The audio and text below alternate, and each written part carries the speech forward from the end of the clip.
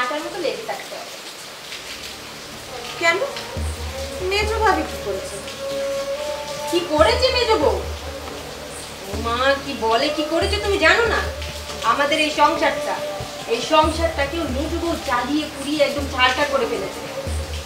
মা কি বলছো বড় আপা? তুমি কি এসব কথা বলছিস? আচ্ছা ঠিক আছে, আচ্ছা চলো চলো এখন ঘরে যাই। এই সময় বাইরে দাঁড়িয়ে থাকার ঘরে যাই কেনে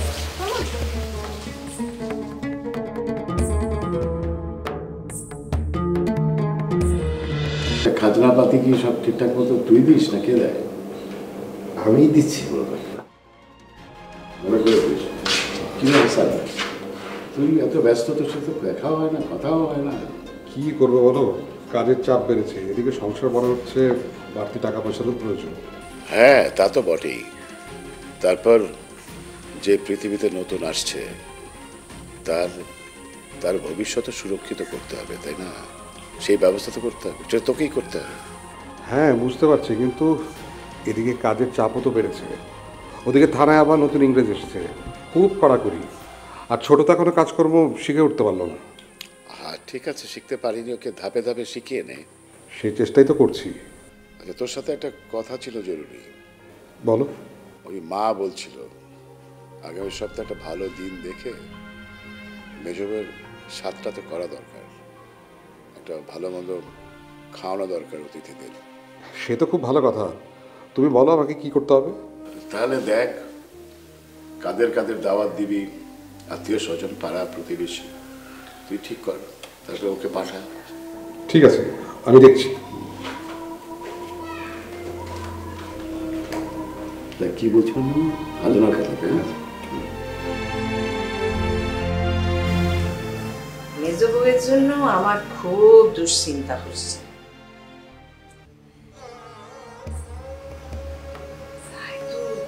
বাচ্চা হওয়ার সময়টা ঘনায় আসলো না রে। তুমি এত চিন্তা করে কি করবে মা? সে যদি নিজে একটু এসব কথা ভাবতো তাহলে তো হতো। একটু পেতম্বার পোয়াতে বউ, কারণ আবার মনে কোনো ভয় না। সময়ে বউরা একটু ভয়ে ভয়ে থাকে, অথচ তাকে দেখলে মনে হয় তার মনের মধ্যে একটু কোনো ভয় ডর আছে। তুই এইভাবে বলতেছিস কেন?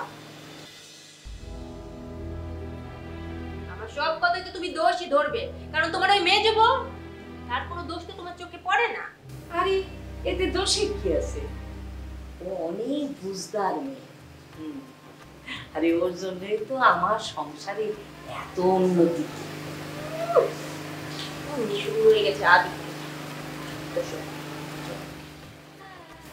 কিছু বললি না মা, কি বলবো, আমি তো কিচ্ছুটি বলিনি।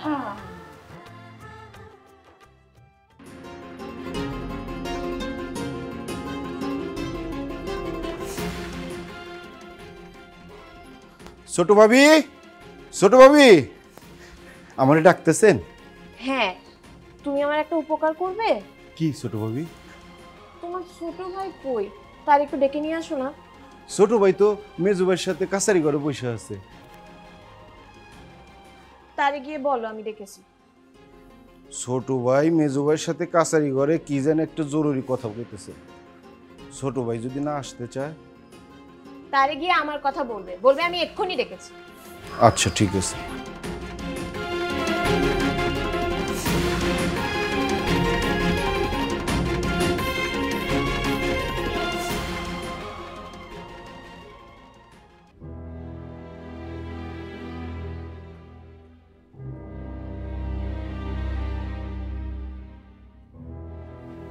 লাঙলের টাকাটা জমা পড়েছে, লাঙলটা এলেই পশ্চিমের জমিটা হাত দেব।